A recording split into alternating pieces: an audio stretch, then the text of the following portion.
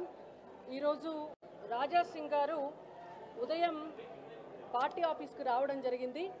రాష్ట్ర అధ్యక్ష ఎన్నికలకు నామినేషన్లు స్వీకరిస్తున్న సందర్భంగా వారు వచ్చి ఇక్కడ ఈ ఎన్నికల అధికారి ఎవరైతే ఉన్నారో శ్రీమతి శోభా కరందాజ్లే గారికి నామినేషన్ పత్రాన్ని ఇవ్వడం కొరకు వారు రావడం జరిగింది.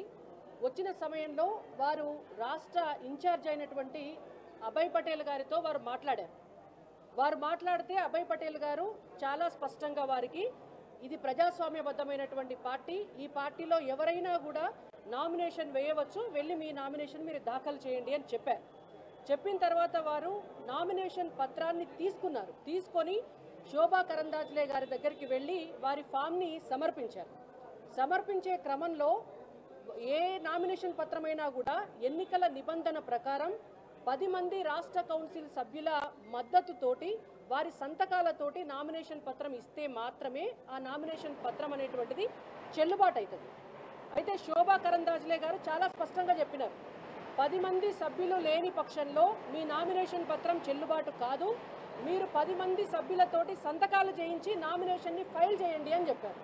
చెప్తే వారు బయటకు వచ్చి వారికి 10 మంది సభ్యులు సంతకం చేయడానికి 10 మంది సభ్యులు లేకపోవడంతో వారు ఉల్టా పార్టీని బదనాం చేసుకుంటా అబద్ధాలు చెప్పుకుంటా పార్టీ వారికి నామినేషన్ వేసేటటువంటి అవకాశం లేదని చెప్పి అబాండాలు వేయడం జరుగుతోంది. ఇది ఇవాళ జరిగినటువంటి వాస్తవమైనటువంటి పరిస్థితి. ఆ తర్వాత వారు కిషన్ రెడ్డి గారికి వారి రాజీనామా పత్రాన్ని సమర్పించారు. వారి రాజీనామా పత్రాన్ని కిషన్ రెడ్డి గారికి ఇవ్వడం చేత కిషన్ రెడ్డి గారు జాతీయ అధ్యక్షుల వారికి వారి రాజీనామా పత్రాన్ని పంపిస్తున్నారు. ఎందుకంటే వారు ఎమ్మెల్యే కాబట్టి వారి రాజీనామా పత్రాన్ని జాతీయ అధ్యక్షులు అంగీకరించవలసి ఉంటుంది. వారు అక్కడికి భవిష్యత్తులో పంపించడం జరుగుతుంది. ఒకవేళ నిజంగానే రాజా సింగ్ గారికి రాజీనామా చేయాలి వారి ఎమ్మెల్యే పదవికి అని ఉంటే వారు డైరెక్ట్గా వారి రాజీనామా పత్రాన్ని స్పీకర్కి సమర్పించుకోవచ్చు. అండ్ ఇంకొకటి, వారి క్రమశిక్షణ రాహిత్యం అనేటువంటిది పరాకాష్ఠకు చేరిందనేది భారతీయ జనతా పార్టీ రాష్ట్ర పార్టీ అభిప్రాయం. గతంలో కూడా అనేక సార్లు వారు క్రమశిక్షణతోటి ఉండకపోవడం వల్ల వారు సస్పెండ్ అవ్వడం జరిగింది. అయినా పార్టీ మళ్ళీ వారికి అనేక అవకాశాలు ఇవ్వటం జరిగింది. కానీ ఈసారి వారే స్వయంగా రాజీనామా చేసి వెళ్ళారు. ఇవి ఇవాళ జరిగినటువంటి వాస్తవం. నమస్కారం.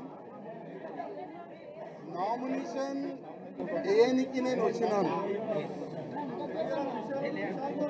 ఒక ముహూర్తం ఉంటుంది, ఒక మంచి సమయం ఉంటుంది. ఆ సమయం చూసిన తర్వాత నేను పార్టీ ఆఫీస్కి వచ్చినాను. ఫామ్ కూడా తీసుకున్నాను. ఈ ఫామ్లో 10 మెంబర్స్ కౌన్సిలింగ్ మెంబర్ సైన్ కావాలి, సంతకం కావాలి. ఆల్రెడీ చాలా మంది మాకు ఆశీర్వాదం ఇచ్చే అట్లాంటి కార్యకర్తలకి మాట్లాడి ఇక్కడ తీసుకొని కూడా వచ్చినాం.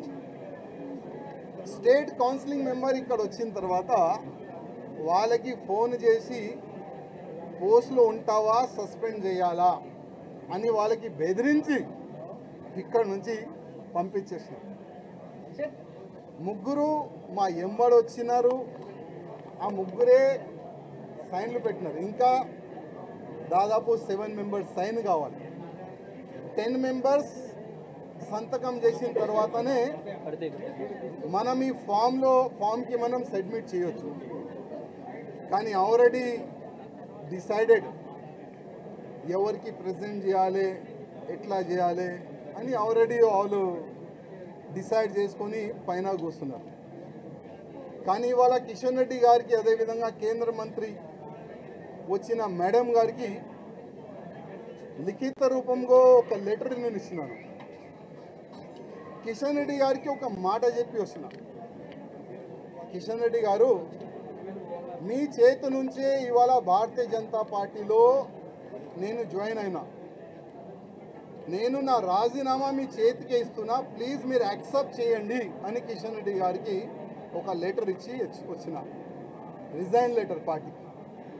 ఆ రిజైన్ లెటర్లో కింద ఒక మ్యాటర్ ఇది కూడా రాసిన, కిషన్ రెడ్డి గారు, పార్టీకి నేను రాజీనామా ఇస్తున్నాను, మీరు మీ లెటర్లో స్పీకర్ గారు కూడా పంపించేసేయండి. రాజా సింగ్ ఇప్పుడు పార్టీ సింబల్ నుంచి గెలిచిండు, రాజాసింగ్ ఇప్పుడు బీజేపీ ఎమ్మెల్యే కాదు, ఆయనకి సస్పెండ్ చేయనని స్పీకర్ కూడా ఒక లెటర్ రాసిస్తే నేను దానికి సపోర్ట్ చేస్తాను. ఎందుకంటే పార్టీ సింబల్తోని గెలిచిన తర్వాత, పార్టీకి రిజైన్ ఇచ్చిన తర్వాత పార్టీలో అంటే పార్టీ బీజేపీ ఎమ్మెల్యే ఉండకూడదు కదా అని ఆ విధంగా ఒక లెటర్ మా కిషన్ రెడ్డి గారికి ఇచ్చి వచ్చినారు. దురదృష్టం ఏంటంటే 2014 నుంచి ఎన్ని ఇబ్బందులు భరించి ఇక్కడి వరకు వచ్చిందనంటే మా మీడియా మిత్రులకి కొంతమందికి తెలుసు. ఇవాళ నేను టెర్రరిస్ట్కి టార్గెట్లో ఉన్నా. నేను కాకుండా నా ఫ్యామిలీ మొత్తం ఆ టెర్రరిస్ట్ టార్గెట్లో ఉన్నారు. కానీ ఎంత కష్టపడి ఇవాళ లేకపోతే రేపు బీజేపీ గవర్నమెంట్ తెలంగాణలో వస్తుంది అనుకున్నాం. కానీ దురదృష్టం ఏంటంటే తెలంగాణలో బీజేపీ రావద్దు అనేవాళ్ళు చాలా జమ అయిపోయినారు పెద్దోళ్ళు. ఇప్పుడు వాళ్ళే అనుకోకపోతే మేము ఎంత కష్టపడి మా ఫ్యామిలీని రిక్స్ చేసిన తర్వాత, ఇంత పని చేసిన తర్వాత లాభం మేము ఉండవు కదా. అందుకోసం అయ్యా మీ పార్టీకి దండం, మీకు దండం అని ఒక లవ్ నామినేషన్ ఏనికి నేను వచ్చినాను. ఒక ముహూర్తం ఉంటుంది, ఒక మంచి సమయం ఉంటుంది.